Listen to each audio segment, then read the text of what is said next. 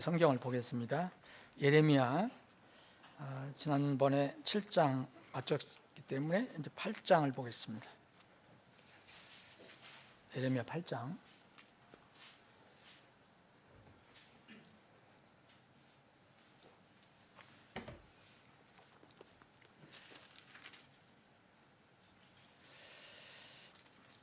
예레미야 8장은 우리 근본역 성경 어떤 뭐라고 기록이 되어 있느냐면 앞에 그 단락에 그 8장 앞에 본 단락을 주의 진문에서 전한 예언이 계속된다. 7장에서부터 이렇게 되어 있는데, 자 8장 1절부터 7절까지를 오늘 살펴봅니다. 8장 1절부터 7절까지. 이 부분을 이 1절부터 7절까지는 저는 이렇게 이 내용을 정리해 봤습니다. 주의 심판에 무지하고 무감각한 백성. 그럼 그런 내용이 어떻게 들어있나 한번 좀 읽어보겠습니다. 주가 말하노라. 그때 그들이 유다 왕들의 뼈들과 그의 통치자들의 뼈들과 제사장들의 뼈들과 예언자들의 뼈들과 예루살렘 주민들의 뼈들을 그들의 무덤에서 끌어내요. 그들이 사랑하고 섬기며 뒤따라 걷고 구하며 경배해온 해와 달과 하늘의 모든 군상 앞에 그 뼈들을 펼쳐 놓으리니 그것들이 거두어지거나 묻히지 못하고 그것들이 지면 위에서 똥을 위한 것이 되리라. 여러분, 이거 굉장히 참혹한 말씀이잖아요. 굉장히 무서운 얘기예요. 하나님께서 이제 심판한 뒤에 이 심판의 한 그 내용인데 무덤까지도 파내겠다 이런 얘기를 하세요. 3절입니다. 이 악한 가족 중에 남아있는 자들 곧 내가 쫓아낸 그 모든 곳에 남아있는 자들의 모든 잔주자들이 사는 것보다 죽는 것을 택하리라. 만군의 주가 말하노라. 여러분, 우선 이 3절까지 한번 보겠습니다. 이런 바벨론이 이제 이스라엘을 침공하게 돼 있죠. 근데 이 침공할 때 예루살렘이 처참하게 무너집니다. 그 무너질 때의 비참함은 상상을 뛰어넘습니다. 잔인한 거, 그리고 그들이 이렇게 죽임을 당하는데도 정말 비참하게 죽임을 당하는 내용. 그래서 앞 7장에서 여기 33절을 보면은 이 백성의 시체들이 하늘의 날짐승들과 땅의 짐승들을 위한 먹이가 되겠고 아무도 그것들을 겁주어 쫓아내지 아니하리라 그랬어요. 그때는 막을 저희가 없다. 이 날짐승들이 와서 그 시체를 먹어도 그렇게 비참한 걸 얘기하는 거거든요. 근데 여기 8장에서는 그것을 뛰어넘습니다. 왕들, 통치자들, 제사장들, 예언자들, 굉장히 지도자들이죠.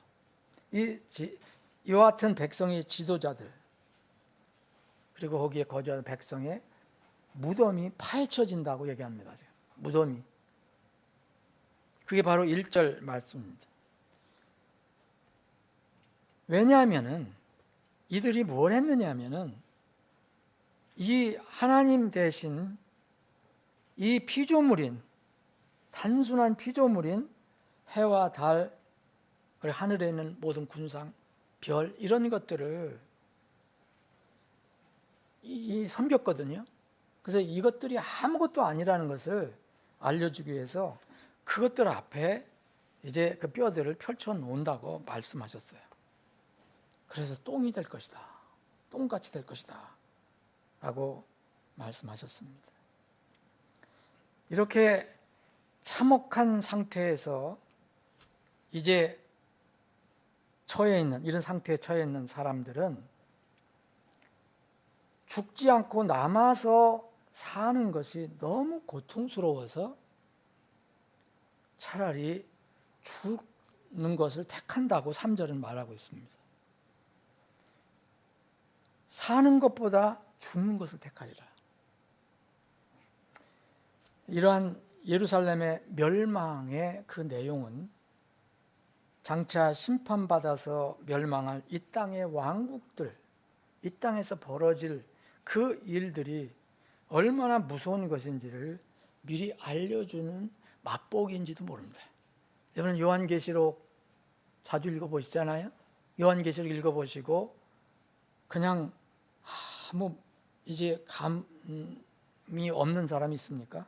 뭔가 기분이 나쁠 수도 있고 또 무섭기도 하고 얼마나 무서운 일이 거기 많이 일어나고 있습니까? 여기 사람들이 많이 죽고 또 무덤도 파헤쳐지고 또 어떤 사람은 겨우 살아남은 사람은 너무 사는 것이 힘들어서 차라리 죽는 것을 택하겠다라고 하는 상황이 될 것이라고 말합니다. 여러분 주님께서 이제 앞으로 이제 지상에 통치하러 오시기 직전에 이 세상에서는 어떤 일이 일어날 것이라는 건 여러분 다 잘 아세요. 성경 신자는 모르는 사람 없어요. 그때 기간을 7년 기간이라고 하죠. 전후 해서 3년 반, 3년 반에서 7년. 뭐 후 3년 반만 얘기한다 해도 3년 반. 이런 환란, 극심한 환란 기간이 있는데 여러분 이 요한계시록 읽어보면은 그 심판이 봉인 심판서부터 시작되거든요. 봉인 심판, 나팔 심판, 그리고 나중에는 이제 그 그릇 심판, 병 심판. 그런데 이 첫 봉인 심판에 이어서 두 번째 나팔 심판 때에는 여러분들 읽어보시면 이 지상에 있는 사람들이 엄청나게 죽습니다. 재앙으로 죽고 심판으로 죽고 엄청나게 죽습니다. 그런데 오늘 이 말씀과 비슷한 말씀인데 죽음보다 더 고통스러운 것이 예언되어 있어요. 요한계시록을 읽어보세요. 다섯째 나팔이 불리면 산자 중에서 그때 살아있는 사람 중에서 하나님의 인이 없는 사람들은 고통을 받게 되어 있다고 되어 있어요. 하나님의 인이 없다는 것은 그 환란 때 어떻게 이스라엘의 14만 4천 전도자를 통해서 복음을 듣고 극적으로 구원받은 사람들 얘기하겠죠. 여러분들이 그때 남아 계시길 원치 않겠죠. 그래서 환란 전 휴거를 믿는 거예요. 그런데 남기를 원한다면 남으셔도 되지만 누가 남기를 원하겠습니까? 근데 그때 극적으로 구원받은 사람, 그 하나님의 인을 받은 사람, 이런 사람 이외에는 하나님의 인이 없는 사람들은 5달 동안 고통을 받는다고 그랬어요. 요한계시록 9장을 보면요, 그런 말씀이 나오거든요. 그래서 여러분 5달 뭐 그거 견딜 수 있겠지? 여러분 그런 혹시 사람들이 있는지 모르겠습니다.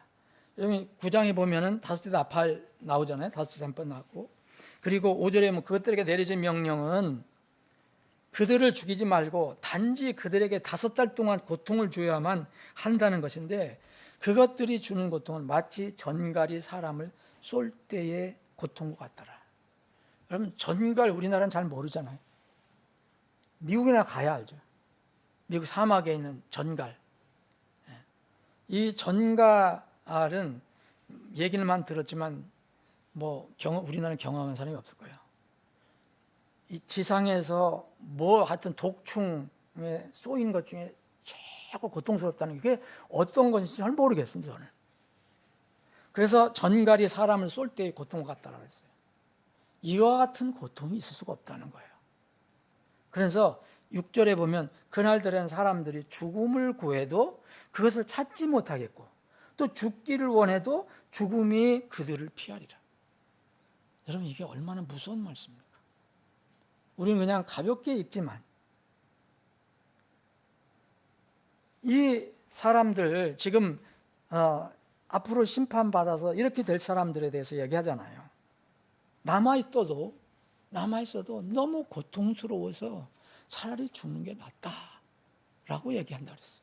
근데 이거는 비교가 안 돼요. 앞으로 일어나는 것은 전갈의 고통, 전갈에 쏘인 고통이라고 그랬어요.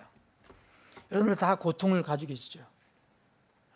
여지까지 사시면서 고통을 안 겪으신 분은 없을 거예요. 작든 크든. 저는 개인적으로 제일 큰 고통이 뭐냐, 이게 마음의 고통을 얘기하는 게 아니라 육체적인 고통은 제가 지난 언젠가 말씀드렸는데 난 지난번 코로나19의 고통이 내가 생전 처음 그런 고통을 느꼈어요. 아, 이런 고통도 있구나. 예? 그거를 일주일 동안 계속 하는데 정말 잘못하면 이게 어떻게 되겠더라고요. 근데 이건 전갈 쏘인 고통이 아니었잖아요.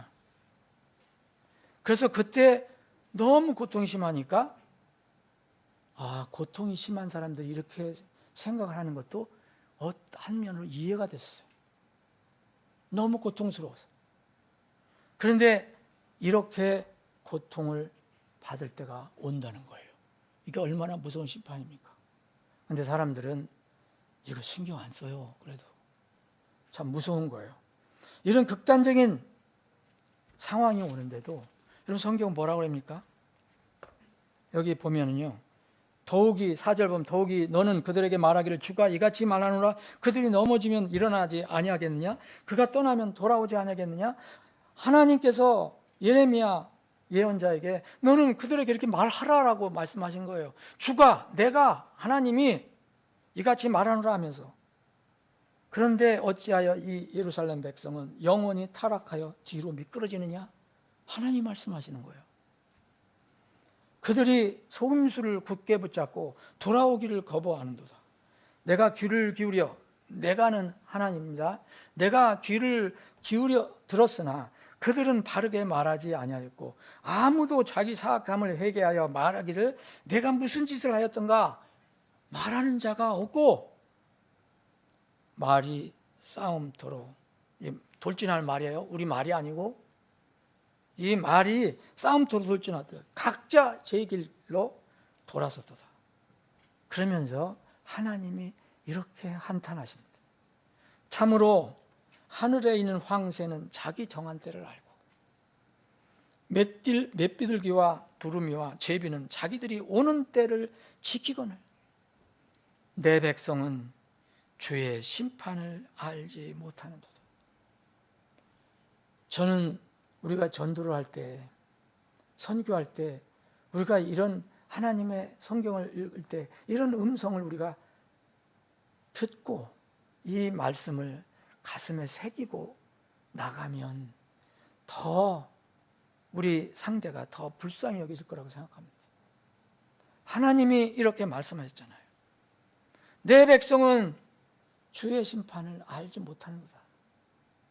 근데 결국 이런 극단적인 상황 속에서도 유다 사람들은요, 5절 보면 뭐라 했어요? 속임수를 굳게 붙잡고 거짓 예언자가 말하는 거, 좋은 얘기, 그들 비유만 맞히는 거, 이런 것만 붙들고 돌아오기를 거부했다고 그랬잖아요. 여러분, 하나님은 회개하기를, 사람들이 완전하지 못하다는 하나님 너무 잘 아시잖아요. 하나님은 완전하기를 원하시는 게 아니라 돌아서기를 원하시는 거거든요. 하나님은 하나님께 돌아서는 거. 회개는 자기가 지금 매우 위험한 길을 가고 있다는 것을 깨닫고 하나님이 계신 반대편으로 돌아서는 것을 회개라고 그랬죠. 우리가 피조물 중에서 왜 우리 사람이 다른 동물과 다르냐 하면 우리는 하나님의 형상으로 지음을 받았어요. 여러분들, 저는 다 하나님의 형상입니다. 하나님 모양입니다. 이 하나님의 형상으로 지음받은 우리 사람은 본능도 있고, 본능뿐만 아니에요. 동물은 본능만 있잖아요. 우리는 이 양심도 있고 이성도 있고 여러 가지 뭔가 생각하는 게 있어요. 그래서 사람은 다른 동물과 다른 점이 뭐냐면 양심이 움직여서 깨닫고 돌아설 수 있다는 거예요. 본능적으로 자연 섭리에 따라서 사는 동물은 양심이 없어요. 회개할 수도 없고 회개가 필요하지도 않습니다. 근데 사람은 회개를 할 수 있는 고귀한 존재입니다. 그래서 온 세상을 주고도 바꿀 수 없는 것이 한 혼이라고 했어요. 그래서 일반적으로 사람은 이러한 다른 본능 외에 다른 것들이 있기 때문에 분명히 어떤 상황이 있으면 그것을 깨닫고 돌아설 수 있는 기능이 있어요. 그런데 왜 이 백성들이 이렇게 됐느냐? 이런 기능이 작동하지 않을 때가 있어요. 우리는 몰라요. 우리는 모르지만 하나님께서 정하신 어떤 시점이 있어요. 아무도 모르죠. 이거는. 이 시점이 지나면요, 양심이 마비가 돼요. 마비가 되고 이 점점 타락을 해서 점점 악해져 갖고 끝내 회개하기를 거부합니다. 그래서 무모하게 마지막 심판을 향해서 나갑니다. 요한계시록에도 보면 여러분 보세요. 하나님께서 막 심판을 하시는데도 막 하나님을 욕을 해요. 돌아설 것 같았는데도 돌아서지 않습니다. 그거는 우리가 알 수 없어요. 그 시점이. 그런데 분명히 이런 시점이 있다는 거예요. 이스라엘은 이렇게 어떤 시점을 넘어서 하나님 말씀을 듣질 않습니다. 그래서 하나님께서는 뭐라고 하셨냐면 내가 귀를 기울여 들었으나 이렇게 말씀하셨어요. 하나님께서 무슨 귀를 기울여서 들으실 필요가 있어요. 하나님 모든 걸 잘 드시는 분인데. 근데 이스라엘 왜 이렇게 말씀하셨겠어요? 이스라엘 빗대어서 말씀하신 겁니다. 주님께서 예언자들을 계속해서 보내셨어요. 말씀해 주셨어요. 근데 그들은 귀를 기울이지 않았다는 거예요. 근데 이것을 비유해서 하나님은 내가 귀를 기울였다. 내가 귀를 기울였다고 합니다. 내가 귀를 기울여 들었으나 그들은 아무것도 듣지 않았다. 제 갈 길로 돌아섰다. 그래서 하나님은 이제 이 유다의 타락한 상태를 주님은 창조주신 주님께서는 이 하나님의 형상으로 지음받은 사람과 비유해서 다른 하등 동물을 여겼다 말씀하신 거예요. 그 하등 동물이 새입니다. 새, 황새, 맷비둘기, 비둘기, 그리고 제비. 예를 들어서 말씀하셨어요. 새들은 비록 사람과 비교하면 미물이잖아요. 자기의 때를 안다고 그랬어요. 하나님께서. 미물이지만 때를 알고 지킨다고 말하잖아요. 황새는 하나님께서 정해 주신 때는 정확히 알고 움직여요. 맷비둘기와 두루미와 제비도 자기들이 어디를 갔다가 돌아올 때를 알아요. 그 말씀하십니다. 그런데 만물의 영장이야 이 사람은 하나님의 형상으로 지음받았다고 하는 사람은 미물과도 미물 많지도 못한 이런 참 어리석게도 하나님의 심판대를 알지 못한다. 이렇게 한탄하고 계신 겁니다. 사랑하는 여러분, 세상에 많은 사람들이 지금 이 시대의 때를 모릅니다. 그러나 구원받은 하나님의 자녀는요, 때를 분별할 수 있는 기능이 있어요. 안에 성령님도 계시고 또 말씀이 있어요. 우리는 만일 어떤 신자가 지금 마지막 때라는 것을 모른다면 그 사람은 육과 세상에 취해서 잠자고 있는 것입니다. 구원받아 그리스도인이 되었다고 자동으로 깨어서 주님을 기다리는 거 아닙니다. 세상에 돌아가는 상황을 말씀에 비추어서 성령께서 일깨워 주시는 대로 하나님께 주시는 그런 지혜로 그것을 잘 살펴봐야 합니다. 그래야 때를 깨닫습니다. 여러분, 지금 시대가 어떤 때인지 알고 계십니까? 주님이 계셨을 때도 그 예루살렘 멸망하기 때 가까운데도 계속 그 예루살렘에 있는 그 종교인들, 그들은 이제 만날 바리새인 사두개인들은 만날 보이는 표정만 보여달라고 그러고, 그래서 주님은 이런 얘기를 하십니다. 너희 위선자들이라 그랬어요. 너희가 하늘과 땅의 그 모습은 분별한다고 하면서도 어찌하여 너희는 이때를 분별하지 못하느냐 그랬어요.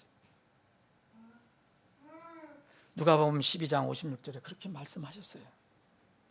그래서 바울 사도는 로마 교회에 보낸 편지에서 때를 알거니와 때를 알거니와 곧 지금이 잠에서 깨야 할 때니라고 했어요. 그런데 지금 세상 사람들은 모릅니다. 그런데 불행하게도 안타깝게도 이른바 종교를 가지고 있는 사람들, 이른바 그리스도인이라고 하는 사람들도 세상 잠에 완전히 빠져 있어요. 여러분, 주님께서는 우리가 이 세상을 살아가기 위해서는 기본적으로 우리 육을 유지하는 데 필요한 것이 있다는 것을 다 잘 아셔요. 우리가 깨어 있다는 것이 뭐 만날 굶고 무슨 산에 들어가서 기도만 하라는 얘기가 아니잖아요. 주님은 우리에게 필요한 것 너무 잘 알고 계세요. 마태복음 6장에 보면은 그 산상 보면서 얘기하잖아요. 너희들 오늘 조금 전에 찬송을 했었는데, 아니 아궁이에 던져지는 들풀도 이렇게 하나님께서 입히시는데 너희 믿음이 적은 자들아 이러잖아요. 너희는 얼마나 더 잘 입히시겠느냐. 들풀도 이렇게 입히시는데. 그리고 뭐 하나님 제쳐놓고 뭘 먹을까, 뭘 입을까, 뭘 또 즐길까 하나님을 제쳐놓고 하나님을 섬기고 예배드리면서 그러는 것은 그건 괜찮습니다. 그렇죠? 우리는 필요한 거니까. 무엇을 마실까, 무엇을 먹을까, 무엇을 입을까 그렇게 하지 마라. 이 모든 것들은 이방인들이 구하는 것이 아니냐. 그러니까 너희 하늘 아버지께서 이 모든 것들 너희에게 필요한 것 다 아신다 이렇게 말씀하시잖아요. 그러면서 오직 너희는 먼저 하나님의 왕국과 그분의 의를 구하라 그렇게 말씀하신 거예요. 여러분, 이스라엘 침공한 미디안 족속 군사와 맞서 싸운 기드온과 백성이 몇 명 모였는지 여러분들 아시죠? 상당히 많이 모였습니다. 근데 주님께서는 군사가 너무 많다고 그랬어요. 제가 한 1, 2분 더 말씀드릴게요. 많을수록 좋은데 주님께서는 많다고 그랬어요. 이유는 이겁니다. 자기들이 수가 많아서 미디안 족속을 쳐서 이겼다라고 자랑할 것이다 라고 주님 말씀하세요. 내 손이 나를 구원하였다 이렇게 말할 것이다 너희들. 그래서 주님께서는요 기드온을 통해 대장 기드온에게 얘기합니다. 내가 하는 방법으로 사람을 골라내라. 먼저 이제 전쟁이 두려웠거나 무서워한 사람은 다 내보내라. 그랬더니 두려워한 사람은 가라 그랬더니 22,000명이 떠났어요. 10,000명이 남았습니다. 32,000명 중에서 22,000명이 떠가고 10,000명 남았어요. 그런데 주님은 아직도 많이 남아있다. 아직도 많이 남았어. 너무 많아 라고 말씀하셨어요. 남은 10,000명의 군사를 시험해야 되겠다. 그러면서 물로 데리고 내려가라 말씀하셨어요. 그 물을 얻기 위해서 마침 그 군사들은 목이 말랐을 거예요. 지금 전쟁을 하러 나가 준비를 많이 했었기 때문에. 그래서 그 물을 먹으라고 그 물가로 데려갔습니다. 하나님께서는 그 물을 어떻게 먹는가를 보시고 그들을 갈라놓습니다.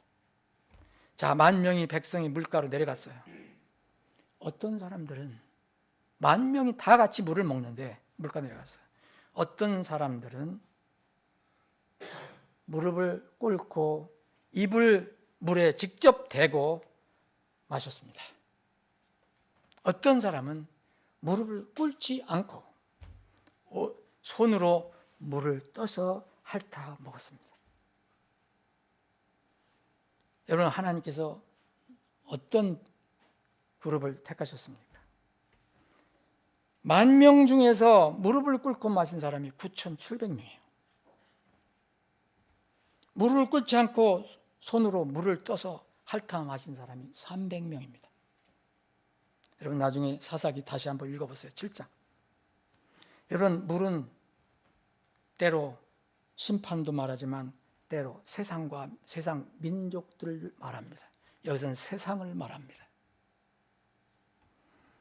사람이 목이 말라 물을 먹는 것은 아무 죄가 아닙니다. 그것은 문제가 없습니다. 하나님 잘 아십니다. 우리가 필요한 것이 무엇인지. 그러나 그 물을 구하기 위해 어떻게 하는가는 다른 문제입니다.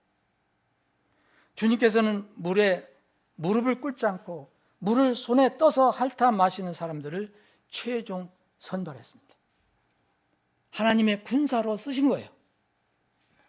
사람은 목마르면 물을 구해야지만 그 물을 얻는 것이 인생의 전부인 것처럼 그것을 얻기 위해 세상에 무릎을 꿇는 사람들, 이 사람이 9,700명이었어요. 또 반면에 이 땅에서 육을 유지하기 위해 먹고 마시는 것, 그건 필요하기 때문에 그것을 때로는 구하지만 그것을 얻기 위해 세상을 자기 주인으로 삼기를 원치 않았습니다. 그 물에 입을 맞추지 않았어요. 무릎을 꿇지도 않았습니다. 대신 필요했기 때문에 물을 조금 떠서 자기 손으로 떠서 핥아 마셨습니다. 여러분, 손을 떠서 조심스럽게 핥아 먹은 사람, 이 사람 무슨 개처럼 핥아 먹느냐, 그렇게 생각할 수 있지만